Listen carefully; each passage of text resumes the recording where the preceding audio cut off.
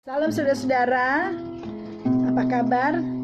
Saya percaya saudara-saudara ada dalam perlindungan Tuhan, damai sejahtera yang Tuhan berikan. Hari ini saya akan membagikan firman, tapi terlebih dahulu mari kita tundukkan kepala dan kita menyembah Tuhan, membuka hati untuk Roh Kudus masuk dalam kehidupan kita. Saya akan menyanyikan lagu Lingkup-Lingkup. Lingkup-Lingkup dengan sayapmu, naungiku dengan kuasamu. Di saat badai bergelora, ku akan terbang bersamamu. Bapa, kau Raja atas semesta, ku tenang sebab kau Allahku. Ku tenang sebab kau Allahku. Ku tenang sebab kau Allahku.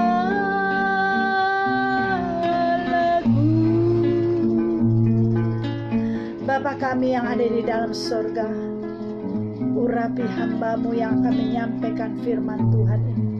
Dan biarlah firman Tuhan ini termaterai di dalam hati dan pikiran kami, sehingga kami bisa menjadi pelaku-pelaku firman yang Kau kehendaki Tuhan. Pimpin hidup kami Tuhan sesuai kehendak-Mu ya Bapa. Berkati mereka yang mendengarkan channel YouTube ini, berkati dengan luar biasa. Terima kasih Tuhan. Kami serahkan doa ini hanya di dalam nama Tuhan Yesus Kristus, Allah Bapa kami yang hidup dan Roh Kudus. Amin. Hari ini saya akan membagikan kitab Amsal 27 ayat 4. Panas hati kejam dan murka melanda, tetapi siapa dapat tahan terhadap cemburu? Ini menceritakan orang yang mempunyai hati dengki, iri hati. Ya. Jadi setiap orang yang menyimpan perasaan iri hati, dengki, hidupnya tidak akan nyaman. Kedengkian adalah dosa yang terselubung di dalam diri kita. Dan saudara-saudara mungkin tidak sadar dan merasa orang itu tidak tahu apa yang ada di dalam kita terhadap dia. Tetapi ingat, Tuhan melihat apa yang ada di dalam pikiran kita. Saat kita melihat orang lain lebih makmur, saat kita melihat orang lain lebih sukses, kita merasa iri. Kenapa dia bisa dan saya tidak bisa? Dan bila dosa itu terus ada di dalam diri kita dan kita pelihara dan kita menumpuk, akan berakibat fatal untuk kehidupan kita. Kenapa saya bilang begitu? Akan ada akibat dosa dari kedengkian yang ada di dalam diri kita bila kita tidak buang. Di sini saya akan membagikan apa saja akibat dosa kedengkian. Kita bisa baca di 1 Yohanes 3 ayat 15. Setiap orang yang membenci saudaranya adalah seorang pembunuh manusia. Dan kamu tahu bahwa tidak ada seorang pembunuh yang tetap memiliki hidup yang kekal di dalam dirinya. Nah ini, kedengkian timbullah rasa benci, iri hati. Karena kita sudah buka celah untuk iblis masuk. Dan di kalimat ini mengatakan setiap orang yang membenci saudaranya adalah seorang pembunuh. Bukan saudaranya saja, tetapi orang di sekitar kita yang kita merasa dia lebih makmur, saya tidak. Timbul kebencian. Dan kamu tahu bahwa tidak ada seorang pembunuh yang tetap memiliki hidup yang kekal di dalam dirinya. Jadi dia tidak akan mengalami hidup yang kekal. Hidupnya selalu gelisah, cemas, takut, khawatir. Saudara-saudara, apakah hidup seperti itu yang saudara-saudara akan jalani?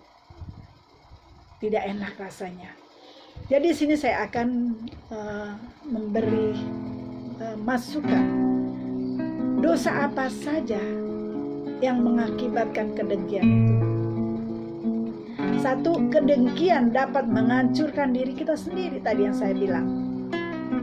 Kedengkian dapat menghancurkan diri kita sendiri, dapat menyodot habis sukacita di dalam diri kita, sehingga kita tidak bisa lagi melihat kasih Tuhan terhadap kita. Apakah saudara-saudara mau hidup seperti itu?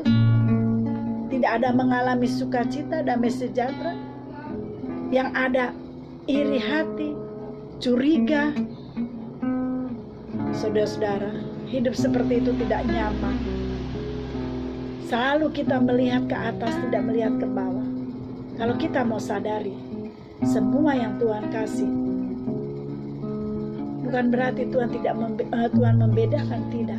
Tuhan tahu mana yang lebih baik dan mana yang lebih cocok yang diberikan kepada anak-anaknya. Itu adalah yang pertama, kedengkian dapat menghancurkan diri kita sendiri. Dan yang kedua, kedengkian dapat menghancurkan hubungan kita terhadap sesama. Nah, itu tadi saya bilang, kita iri hati pada saudara, kita iri hati pada sahabat kita, karena ada rasa iri hati, dengki di dalam diri kita. Dia lebih sukses, dia lebih berada, akhirnya menghancurkan hubungan kita terhadap dia. Karena kita tidak nyaman berdekatan dengan dia. Karena apa? Kedengkian saudara yang saudara tanam, sehingga saudara tidak melihat kasih Tuhan terhadap saudara. Tuhan mengajarkan kita untuk mengasihi sesama. Tuhan mengajarkan kita untuk mengasihi saudara kita seiman maupun tidak seiman. Tapi kalau kedengkian itu dipelihara di dalam diri kita, kita tidak akan melihat kasih Tuhan dalam diri kita.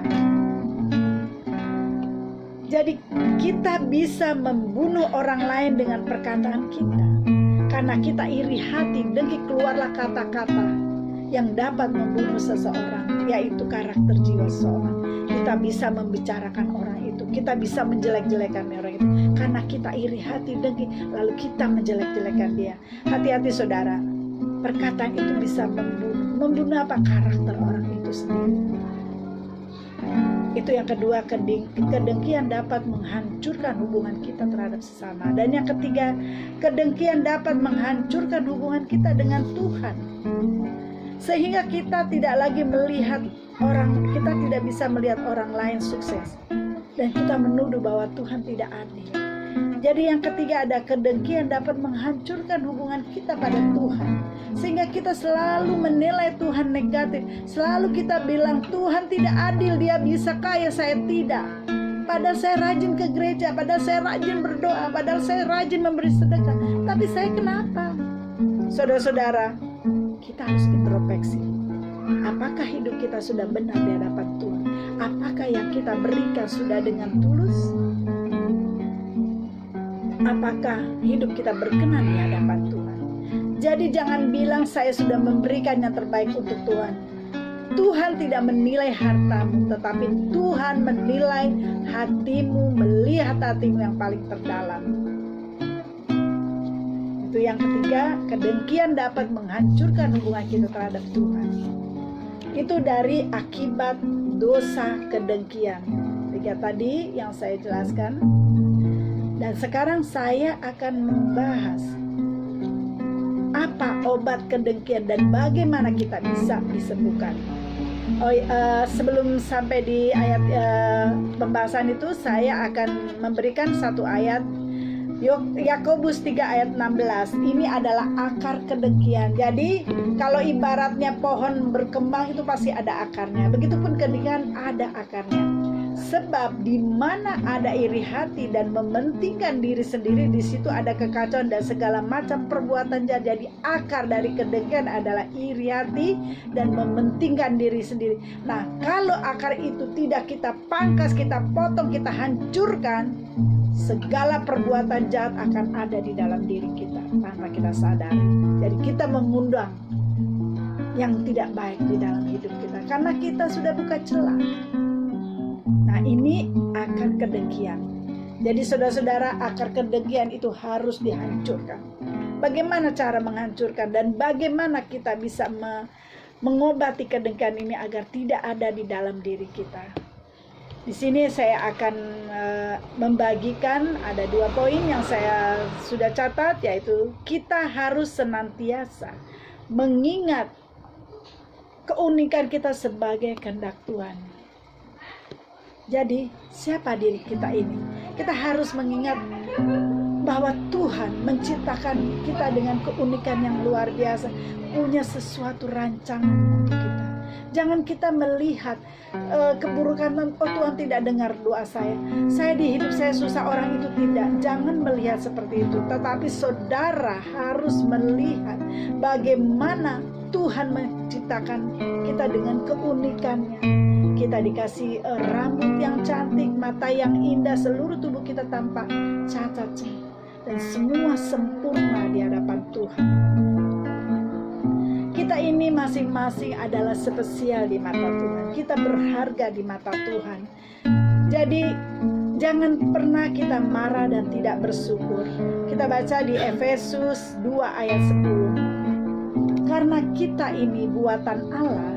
Efesus 2 ayat 10. Karena kita ini buatan Allah, diciptakan dalam Kristus Yesus untuk melakukan pekerjaan baik yang dipersiapkan Allah sebelumnya Ia mau supaya kita hidup di dalamnya. Jadi yang pertama adalah kita harus senantiasa mengingat kebaikan Tuhan terhadap kita.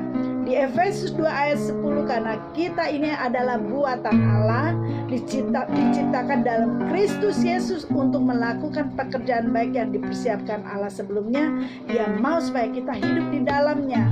Jadi kita ini adalah milik Allah, milik Tuhan, dan Tuhan punya kehendak atas hidup kita masing-masing. Dan masing-masing orang berbeda, rancangannya juga berbeda, menciptakan juga nggak sama, kecuali dia satu kandungan ya. Jadi Tuhan setiap menciptakan manusia, Dia sudah menyediakan rancangan untuk manusia itu sendiri. Kalaupun itu tidak terjadi kegagalan, ada hal yang Tuhan izinkan untuk membuat kita lebih dekat pada Tuhan. Jangan menilai Tuhan negatif dulu, saudara-saudara. Tuhan mengasihi kita dengan luar biasa. Dan yang kedua, senantiasa kita harus mengingat keberhargaan kita dalam Yesus Kristus. Kita buka di Filipi 2 ayat 8. Dan dalam keadaan sebagai manusia, Ia telah merendahkan dirinya dan taat sampai mati, bahkan sampai mati di kayu salib. Jadi yang kedua adalah yang kita ingat bagaimana keberadaan kita di dalam Yesus Kristus. Bagaimana pengorbanan Tuhan Yesus di atas kayu salib untuk menebus dosa kita di Kalvari. Jadi saudara ingat bagaimana Tuhan memikul dosa kita, bagaimana Tuhan berkorban untuk menyelamatkan hidup kita dari dosa maut itu. Jadi saudara-saudara jangan melihat keadaan yang sekarang ini. Kasih Kristus adalah yang paling berharga dari apapun. Dia telah mati bagi kita, menebus kita dengan darahnya yang kudus. Karena itu adalah dasar keberhargaan kita sebagai anak-anak Tuhan. Jadi saudara-saudara, lihat kebaikan Tuhan. Lihat bagaimana Tuhan menciptakan kita dengan kasih-Nya. Jangan lalu kita marah sama Tuhan. Di tengah pandemi, banyak hal orang berbuat nekat, melakukan hal-hal yang tidak baik.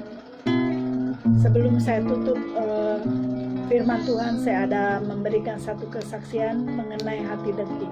Jadi dulu saya sebelum saya melayani pelayanan ini ke rumah-rumah dan berdoa untuk banyak orang. Saya bergabung di dalam satu gereja. Kebetulan gereja itu gereja perintis. Bukan saya bilang, oh itu berdiri karena saya, tidak. Saya mitra dari Bapak Gembala dan Ibu Gembala di situ. Tuhan percayakan, jadi kami mitra. Mitra dalam arti saya mensupport, mendukung untuk buka gereja. Nah, saat itu kita bergumul, berdoa, dan Tuhan jawab kita dapat tempat dengan harga yang sangat murah, sebulan hanya 700. Nah, saat itu saya sudah bilang saya tidak bisa terikat di gereja ini karena saya panggilannya seorang penginjil. Jadi saya melayani dari satu rumah ke rumah, dan saya juga punya persekutuan, jadi otomatis saya tidak bisa terikat. Dan saya juga sebagai seorang konselor, dan banyak orang berdoa, meminta berdoa atau sharing dengan saya. Singkat cerita, gereja ini jemaatnya hampir 20. Jadi saya bersyukur, walaupun dikit tapi saya merasakan sukacita. Tetapi jemaat banyak sering sharing kepada saya dibandingkan kepada ibu gembala atau pak gembala. Saya juga nggak tahu kenapa, tapi buat saya hal itu hal biasa. Tetapi rupanya itu membuka celah buat istri gembala. Dia merasa iri. Kenapa orang-orang pada lari ke Ibu Francisca? Disitulah timbul rasa iri hati, dengki. Suatu saat ibu saya meninggal. Ibu saya meninggal dan saya mengalami hal yang supranatural saat itu. Lalu saya ceritakan kepada beliau, ada pesan Tuhan yang harus saya sampaikan kepada jemaat juga. Dan bukan jemaat tapi di mana saya pelayanan. Oh, dia bilang silakan Bu, nanti bersaksi. Saat ibadah mulai, saya bawa anak rohani saya. Di saat sesi kesaksian, tiba-tiba saya tidak dikasih kesempatan. Padahal sebelumnya, 2 jam sebelumnya saya sudah ingatkan saya akan bersaksi karena ini harus saya sampaikan tentang keselamatan. Oh silakan, tapi begitu saat kesaksian saya tidak dipanggil, langsung acara lain. Saya kaget dan kedua anak rohani saya kaget. Loh, kenapa? Tapi saya tidak marah. Tuhan hanya kasih, dia tidak mau posisinya terambil. Jadi saya bilang, awalnya saya sudah tegaskan bahwa saya di situ hanya membantu. Nah itu, dari sifat iri hati istri gembala, dengki, sampai dia tidak melihat bagaimana pekerjaan Tuhan, karya Tuhan sudah bekerja di mana gereja dipimpin dia bersama suaminya. Dia buka celah. Lalu singkat cerita anak rohani saya bilang, Bunda udah gak usah ke gereja situ. Buat apa? Bunda sudah bantu habis-habisan. Jadi tapi saya saat itu walaupun Tuhan sudah kasih tahu saya tidak mau curiga. 3 hari kemudian anak rohani saya bilang, Bunda, dugaan Bunda benar. Apa? Ibu gembala iri hati karena jemaat banyak lari kepada Bunda untuk sharing, untuk berdoa. Saya kaget. Lalu saya panggil dia, saya bicara 4 mata. Saya tidak ada niat mengambil jemaat karena memang saya seorang penginjil. Saya tidak ada di satu tempat gereja. Saya pasti keliling. Kalaupun mereka mau berdoa atau sharing, itu hak mereka. Nah, terus sudah gitu, kedengkian di dalam diri dia bukan dihilangkan tetapi dipupuk. Walaupun saya sudah kasih nasihat, dia merasa, oh saya istri gembala, kamu seorang evangelis, kamu di bawah saya. Saudara-saudara, inilah mindset yang salah. Semua di mata Tuhan sama. Apapun pekerjaan kita, mau evangelis, mau aser, mau WR, itu hanya jabatan dunia, tapi di mata Tuhan semua sama saat kita melayani Tuhan. Tapi ibu ini tidak, dia merasa dia yang paling tinggi. Akhirnya saya hanya bilang, jaga hati. Kalau tidak mau jemaatmu hilang. Kalau kamu masih bersikeras mempertahankan sifat iri hatimu, Tuhan ambil jemaat-jemaatmu. Lalu setelah itu saya tinggalkan. Dan benar, 2 bulan kemudian saya dapat kabar satu demi satu jemaatnya keluar. Dan akhirnya gereja itu tidak ada jemaatnya sama sekali, dan gereja itu akhirnya tutup. Dan terakhir berita yang saya dengar, dia menjadi jemaat di salah satu gereja. Coba, padahal tadinya dia hanya seorang pengerja, suami istri ini. Bukan karena saya ya, kami bertiga selalu berdoa, kami sambil lihat pada saat itu mereka punya motivasi yang sungguh-sungguh mau melayani Tuhan. Saya topang dia, saya dukung, saya kasih support. Begitu Tuhan kasih, dia lupa. Itu baru 20 jemaat. Gimana mau dikasih yang banyak? Nah itu saudara-saudara, sifat dengki dan iri hati akan merugikan diri kita sendiri, sehingga kita tidak lagi mendengar suara Tuhan, sehingga kita tidak lagi peka akan apa yang Tuhan mau. Demikian firman Tuhan dan kesaksian ini biarlah menjadi kekuatan bagi saudara. Mari kita tundukkan kepala. Bapa kami yang ada di dalam surga, terima kasih hamba-Mu sudah menyampaikan firman Tuhan dan kesaksian. Biarlah ini menjadi kekuatan bagi kami untuk tetap hidup kami bersih, tidak iri hati, tidak dengki, tapi kami tetap belajar bersyukur dengan apa yang Tuhan berikan dalam hidup kami. Kami percaya Tuhan, di tengah pandemi ini Tuhan memberi kekuatan bagi kami. Apapun yang Tuhan berikan, kami tetap belajar bersyukur karena kebaikan-Mu Tuhan. Terima kasih Bapa, kami berdoa untuk bangsa Indonesia, lawat bangsa Indonesia Tuhan. Pemulihan terjadi besar-besaran terhadap bangsa kami Tuhan. Terima kasih Bapa, terima kasih. Di dalam nama Tuhan Yesus Kristus, mari angkat tangan dan terimalah berkat dari Tuhan. Tuhan memberkati engkau dan melindungi engkau. Tuhan menyinari engkau dengan wajahnya dan memberi engkau kasih karunia. Tuhan menghadapkan wajahnya kepadamu dan memberi engkau damai sejahtera. Terimalah berkat dari Allah Bapa, cinta kasih Tuhan Yesus Kristus, penyertaan Roh Kudus dari hari ini sampai selama-lamanya. Di dalam nama Tuhan Yesus Kristus, mari kita yang percaya katakan amin. Jangan lupa subscribe. Tuhan berkati.